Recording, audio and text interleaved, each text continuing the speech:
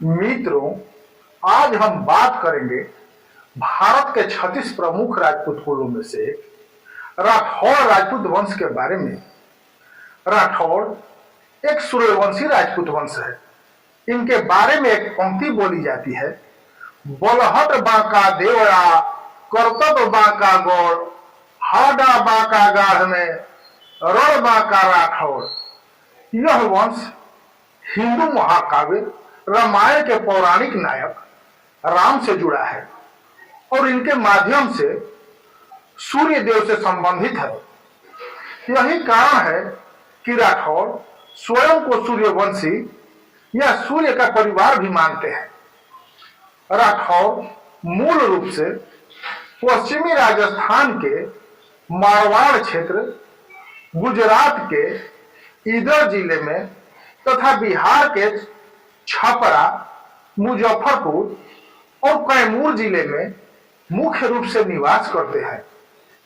बिहार के कैमूर और उत्तर प्रदेश के चंदौली जिले की सीमा यानी कर्मनाशा नदी के दोनों तरफ इनकी काफी आबादी है। यहाँ इन्हें लोग मरहवर राजपूत वंश के नाम से जानते हैं। यहाँ बड़ौरा, रामगढ़, गोड़सरा, लबेदहा, मसाही, सहुका इत्यादि इनके मशहूर गांव हैं।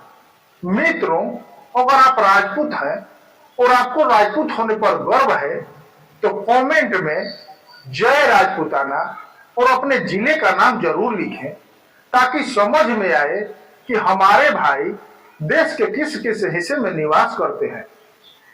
जानकारी अच्छी लगे तो लाइक, शेयर और मेरे चैनल को सब्सक्राइब कर लें, ताकि और भी जानकारी आप तक पहुंचती रहे। अब आते हैं अपने विषय पर। इनका वंश सूर्य वंश है। इनकी प्रमुख गद्दी कनौज अर्थात गढ़वाला है। इनकी 24 प्रमुख शाखाएं हैं। मेड़तिया, जैतावत, सिंधल, भदावत, उदावत, चंपावत, कुंपावत, जोधा, बीका, जैतावत, जयमलोत, पतावत, वधेर, रूपावत, बलावत, चंदावत, रायपलोत इत्यादि। इनकी मुख्य रियासतें कनौज, मारवाड़, जंगल देश, मालवा है। गोत्र कश्यप, गौतम, शांडिल्य, अत्रि, वशिष्ठ और वत्स है तथा इनकी कुल देवी नागणेचिया माता है, जो कि नगाड़ा गांव जोधपुर राजस्थान में विराजमान है। इनका वेद सामवेद तथा शाखा पौथुमी तथा गोभिल ब्रह्मसूत्र है। इनकी रियासतें 1226 से 1949 तक मारवाड़ में थी, फिर 1488 से 1949 तक बीकानेर में रही।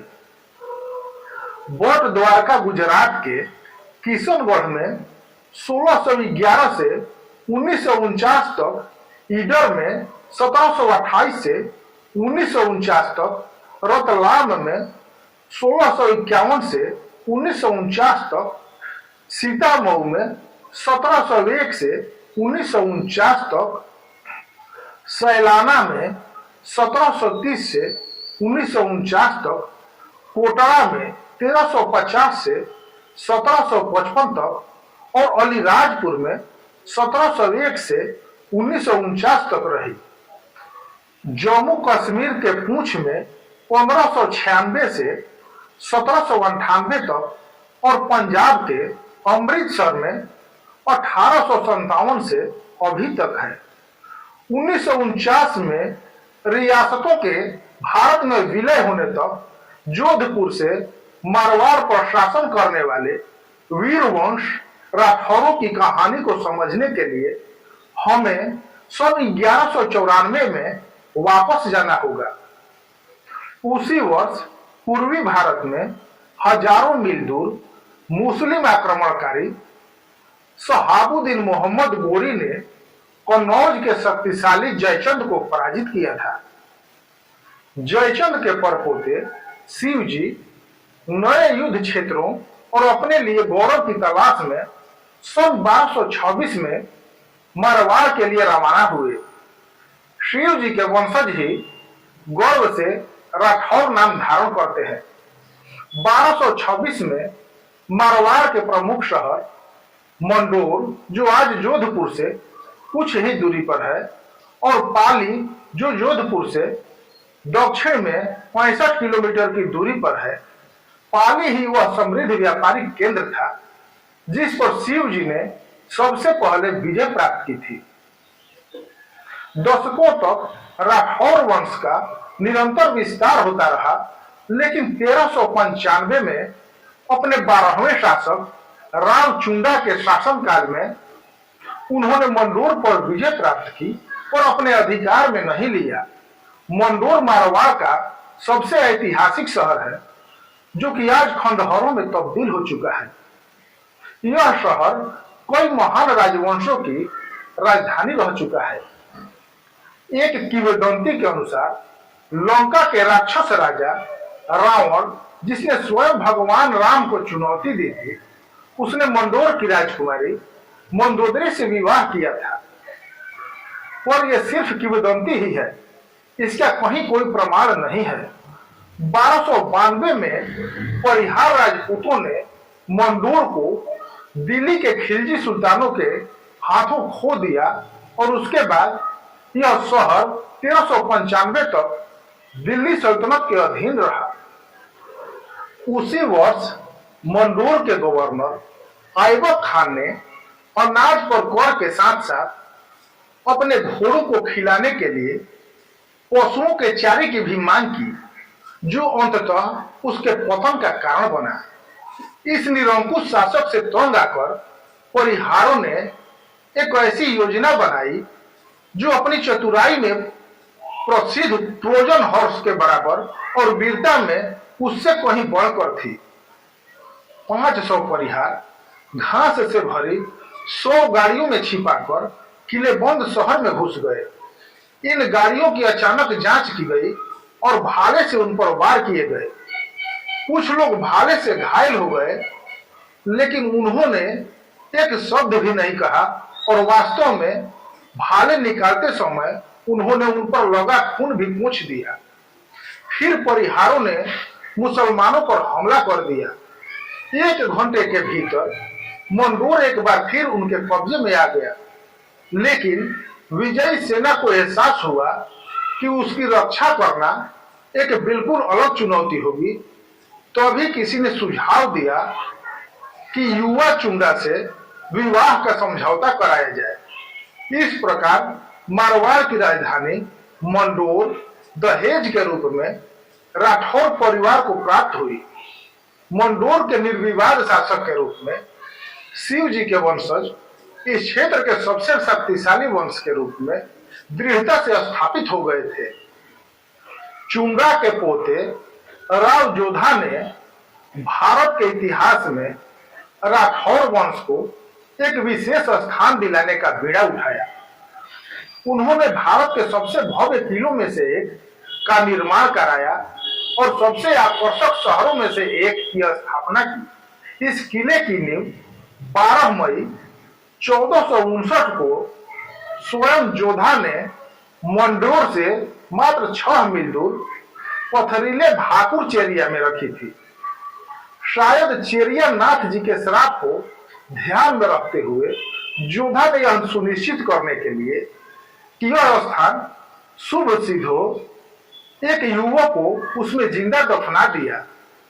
यह युवक राजिया बॉबी था, जिस राठौर वंश द्वारा उसके परिवार और वंशजों की देखभाल करने का वादा किया गया था। यह वादा निभाया गया है और राजिया के वंशज, जो आज भी राजबाग में रहते हैं, जोधा द्वारा उनके पूर्वज को विरासत में मिली संपत्ति में रहते हैं। ये आज भी महाराजा के साथ एक विशेष संबंध बनाए हुए हैं। राव जोधा का किला, जिस पर उन्होंने पूरे 9 लाख रुपए खर्च किए थे, उनके वंशज जोधपुर के वर्तमान महाराजा गज सिंह द्वितीय को 493 वर्ष बाद 1952 में विरासत में मिले किले से बहुत अलग था। यह बहुत छोटा था और वर्तमान में मौजूद 7 द्वारों में से केवल एक ही योद्धा ने स्वयं बनवाया था। जैसे जैसे राठौर वंश शक्तिशाली होता गया, मेहरानगढ़ जो उनकी शान का प्रतीक और उनकी शक्ति का आधार था, का विस्तार होता गया। लगभग हर शासक ने अपनी छाप छोड़ी और इसी में किले की अनूठी सुंदरता निहित है, क्योंकि आज यह विभिन्न शासन कालों और युगों, शैलियों और प्रभावों, मजबूरियों और सपनों का मिश्रण है।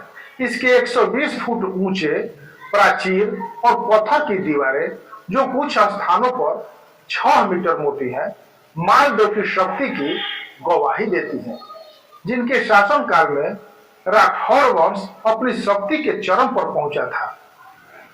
शांति और समृद्धि के भव्य भवन महल हजारों रहस्य फुसफुसाते हैं। मुगल साम्राज्य के अंतर्गत धूर्त षड्यंत्रों, अपार धन दौलत और शाही विलासता की कहानी। मुख्य द्वार फतेहपुर और जयपुर 1707 में मुगलों के विरुद्ध और 100 वर्ष बाद जयपुर की सेनाओं के विरुद्ध प्राप्त महान विजयों की गाथा सुनाते हैं। वही प्राचीरें महाराजा अभय सिंह की तोपों को शान से लहराते हुए इन विजयों का विश्व के सामने गौरवपूर्वक बखान करते हैं। धीरे धीरे लोग जोधपुर की ओर पलायन करने लगे, जो थार क्षेत्र में सत्ता और समृद्धि का नया केंद्र था। अन्य महत्वपूर्ण मध्ययुगीन शहरों की तरह जोधपुर भी मूल रूप से एक 4 दीवारी वाला शहर था और जोधा के 4 दीवारी वाले जोधपुर में 4 पोल या द्वार थे, जिनमें से 3 आज भी मौजूद हैं। उत्तर में भागी पोल था, दक्षिण में सिंह पोल और दक्षिण पूर्व में भूमिया जी की घाटी की पोल। पूर्व की ओर का द्वार, जिससे सबसे अधिक लोग यात्रा करते थे, फुलेलाओ पोल था, जो आज भी अच्छी स्थिति में है। जोधा की राजधानी वास्तव में छोटी थी, क्योंकि ये द्वार भाकुरचेरिया की छाया में ही स्थित है। आज इस निरंतर विस्तारशीला शहर के सबसे नए हिस्सों से मेहरानगढ़ एक धुंधली आकृति मात्र रह जाता है। अपने संस्थापक के शासनकाल 1438 से 1488 के बीच की स्थिरता और समृद्धि के सम्मान में जोधपुर की मूल दीवारें उनकी मृत्यु के 50 वर्षों के भीतर ही छोटी पड़ गई और 1543 में जब शेर शाह सूरी, जिसने कुछ वर्षों के लिए दिल्ली के मुगल सिंहासन पर कब्जा कर लिया था, ने मारवाड़ पर आक्रमण करने की घोषणा की, तो तत्कालीन राठौर शासक राव मालदेव शहर की किलेबंदी पूरी करने के लिए विवश हो गए। उनकी बनाई दीवारें, जिन्होंने एक बार फिर जोधपुर को घेर लिया था, यह दीवारें 24,000 फीट लंबी, 9 फीट मोटी और 40 फीट ऊंची थी। उन्होंने 6 द्वार बनवाए। चांदपुर, जो चंद्र देवता के उदय के समान में पश्चिम की ओर मुख किए हुए था, उस दिशा का पहला द्वार था। अन्य 5 द्वारों का नाम उनके सामने स्थित प्रमुख राठौर किलों के नाम पर रखा गया था। दक्षिण में शिवाची पोल, दक्षिण पूर्व में जलोरी पोल, पूर्व में सोजाती पोल, पूर्व में ही मेटिया पोल और उत्तर पूर्व में नागौरी पोल। द्वार और दीवारें सरल और कार्यात्मक डिजाइन की थी। दीवारों पर निगरानी रखने और गोलीबारी करने के लिए चबूतरे और मीनारें बनी हुई थी। शेर शाह के समय में मालदेव की दीवारें जितनी मजबूत थीं, वे जोधपुर को लंबे समय तक रोक नहीं पाई। चांदपोल और मेटिया पोल को छोड़कर बाकी सभी द्वार महाराजा अभय सिंह और बख्ता सिंह के शासनकाल में बाहर की ओर स्थानांतरित कर दिए गए थे। आज ये द्वार मरम्मत और रंग रोगन के बाद भी अप्रयुक्त है, क्योंकि दीवार वाला हिस्सा नए हिस्से में मिल गया है और जोधपुर राजस्थान का दूसरा सबसे बड़ा शहर बन गया है। दीवारें तो लगभग गायब ही हो चुकी हैं। आज एक एक पत्थर तोड़कर घरों, दुकानों और झुग्गी झोपड़ियों में इस्तेमाल किया जा रहा है। मंडोर की पुरानी राजधानी पूरी तरह से वीरान नहीं हुई थी। दरअसल 1873 तक यह वीरान रही। मारवाड़ के शासकों का अंतिम विश्राम स्थल मंडोर ही था। श्मशान घाटों पर बलुआ पत्थर से बने शाही स्मारक प्रभावशाली और अलंकृत हैं। उनकी भव्यता आसपास के सार्वजनिक उद्यानों और खंडहरों के उदास वातावरण को क्षण भर के लिए हल्का कर देती है। आधुनिक सभ्यता की चहल पहल से घिरे मंडोर के पुराने शहर में यह जानना रोचक है कि कभी कभी 80 महिलाएं सती प्रथा का पालन करती थी। अपने पति की चिता पर स्वयं को जला देती थी। इनमें न केवल रानियां बल्कि दासियां और संगीतकार भी शामिल थीं। 1895 में शाही श्मशान घाट को मेहरानगढ़ से आधा मील दूर एक पहाड़ी पर स्थानांतरित कर दिया गया। जब महाराजा सरदार सिंह ने अपने पिता महाराजा जसवंत सिंह द्वितीय की अंतिम इच्छा पूरी करते हुए उनका अंतिम संस्कार वहीं करवाया। जसवंत थड़ा स्मारक चमकदार सफेद संगमरमर से बना एक शानदार स्मारक है और यह किले से या शहर के अधिकांश हिस्से से दिखाई देता है। मेहरानगढ़ और जोधपुर के उदय के साथ ही राठौर वंश का स्वर्ण युग शुरू हो गया। उनकी विजय यात्राएं व्यापक थी और दूरदर्शी योद्धा ने अपने भाइयों और पुत्रों को नई भूमि में ठाकुर या सामंत के रूप में स्थापित किया। वे शीघ्र ही देश के सामाजिक ताने बाने में समाहित हो गए और अब संपूर्ण मारवाड़ पर राठौरों का शासन था। 1488 में जोधा की मृत्यु के समय राठौरी राज यानी राठौरों का शासन पूर्ण विकसित हो चुका था। जोधा के बाद उनके पुत्र राव सताव शासक बने, जिन्होंने केवल 4 वर्षों तक शासन किया, लेकिन उन्हें मारवाड़ के महानतम शहीदों में से एक और राजपूत वीरता के उत्कृष्ट उदाहरण के रूप में याद किया जाता है। 1492 में मुस्लिम आक्रमणकारियों द्वारा अगवा की गई 140 ग्राम कन्याओं को बचाते हुए उनकी मृत्यु हो गई। दुख की बात है कि जो कि वीर भावना में आई गिरावट को दर्शाता है। वे तलवार से शहीद होने वाले अंतिम राठौर शासक थे। उनसे पहले के 15 शासकों में से 9 युद्ध के मैदान में शहीद हुए, जिनमें से 6 मुस्लिम सेनाओं के विरुद्ध थे। उनके बाद के 21 शासकों में से कोई भी शहीद नहीं हुआ। मित्रों, मिलते हैं किसी और राजपूत वंश की जानकारी के साथ। तब तक के लिए राम राम।